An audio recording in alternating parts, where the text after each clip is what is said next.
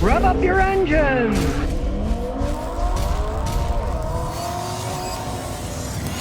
Apple car update, and I can't help but laugh. If you don't know it, for a long time, Apple's been planning on building a car, and of course, it would be an electric car, right? Now, the Apple Car project is supposedly hidden under the development name of Project Titan.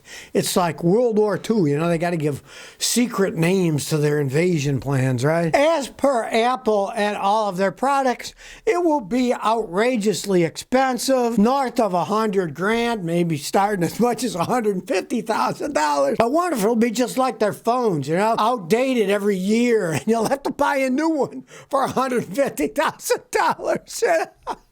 I mean, Apple's got a range of people that'll buy anything. It's like a religion with people with Apple. I mean, I'll never forget one time I was in California and I was walking down to the Santa Monica Pier and they had a big Apple store there, black and chrome. And I thought all these people were in there looking at the stuff under glass, right? I felt like they're going to some church and worshiping Apple. That's what it looked like to me, you know? They're saying that it's going to come to fruition by 2027, okay, right? That's 4 years from now. A lot can happen between then and now. Why the company would want to get involved in making electric cars is beyond me. It's a big difference between making a watch, making a phone, than there is building a whole car. And people are now saying, will Apple car break Tesla's dominance? Well, guess what? By that time, I don't think Tesla's going to be dominant in anything. People will probably stop buying electric cars. Or the competition will come in with a much lower price car, which actually for electric cars makes sense. Let's face it. We do not need big four-door electric cars. You need little tiny ones for going around the city where they're efficient. They're no good long distance. They can say whatever they want. There's no charging infrastructure. There's no electricity to charge them for the national grid. And not only does the cars cost a lot, but if you were going to charge your car on this Electrify America grid on a fast charger, it costs 3 times as much to charge it up. I saw one guy with a vehicle, he had to pay $125 because it only cost him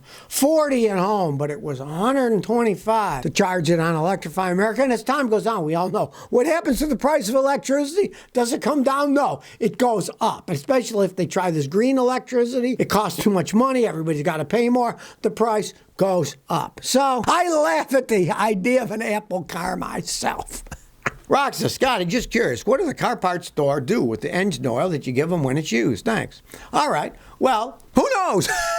They're sent to recyclers. They actually have to pay the recycling company to take it away. There's many things that can be done. They generally do not try to turn it back into oil for cars because they have a problem with holding oil pressure once they've been used and dirty and they try to recycle them. So they're generally used in other applications. Like when I was in Houston, a lot of it went into the big ocean liners as fuel because those big ocean liners, they redline it like, 350 RPM, chugga, chugga, chugga, and they'll burn anything. And they'll burn engine oil just like it was kerosene, right? And some of them use them for making asphalt. There's a lot of stuff. They don't dump them like they used to, right? They do recycle them. There's various things they can do. But the auto parts stores pay a company to come and take it away to a recycling place. Just like guys that actually recycle antifreeze, they take it to an antifreeze recycling place where they separate it and then they do it over and they can use the various ingredients for other things. That's generally what they do. It's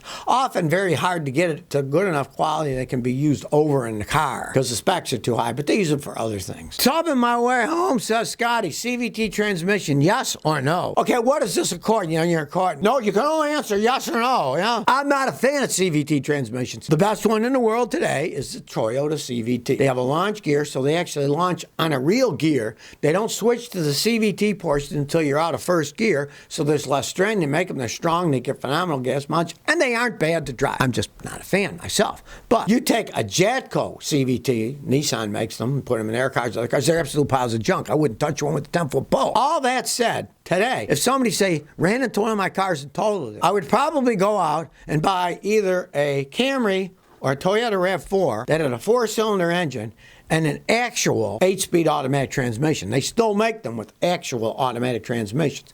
You can't get the hybrids. They're all electric CVTs with the hybrids.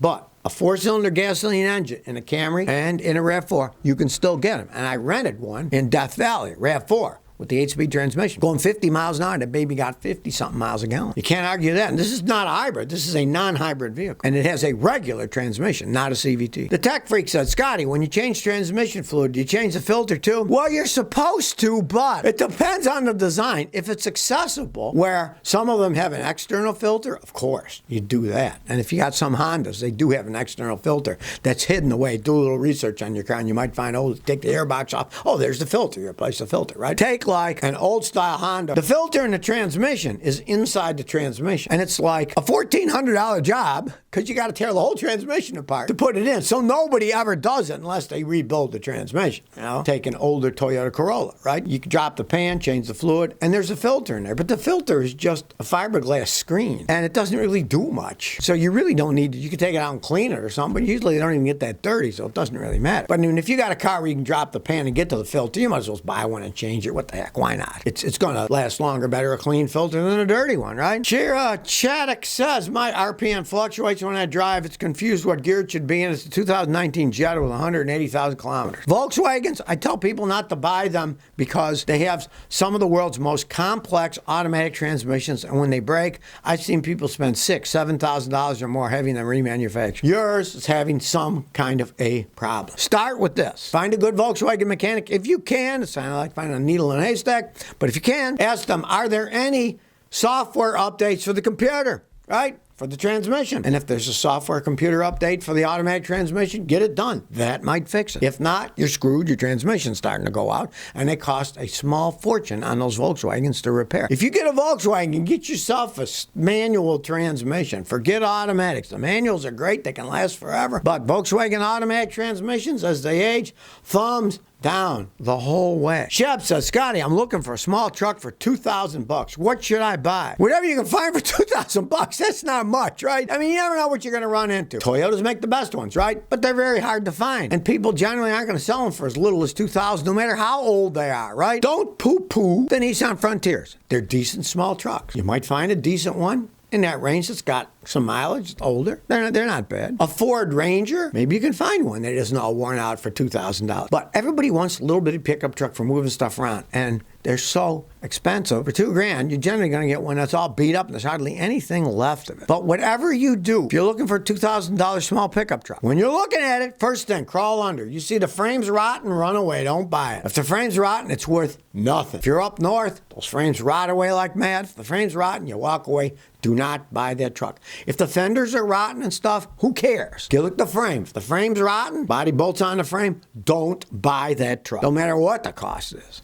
You don't want to buy it. Now here's something that, sure, it's in the future, but it makes a lot more sense than battery electric trucks. A company called Heisen Motors, I believe they're out of Rochester, New York, successfully completed a demonstration of liquid hydrogen fueled semi-trucks. Liquid hydrogen is a lot more energy dense. So these things can go as far as a diesel truck. They did their first commercial run with a liquid hydrogen truck in Texas when it was over 100 degrees, showing that they can take the heat. Where electric batteries go in the heat, fuel cell doesn't care. It did the trip of 540 miles without refueling. They'll be able to go between 650 and 800 miles if they put bigger tanks on the thing. What you have to understand about hydrogen fuel cells is this. The hydrogen creates electricity in the fuel cell. You do not need gigantic batteries. So the weight saving is so much, and you don't have to buy the lithium and all that pollutant stuff that comes from having lithium. You don't have to deal with any of that crap. They can go further and further. They fill up with liquid hydrogen, which doesn't take, hours as it would to charge up a giant electric battery trucks. Now, yeah, like I said, this is long in the future. You'd have to create a whole infrastructure of liquid hydrogen and blah, blah, blah, blah. But if you're going to do something like that,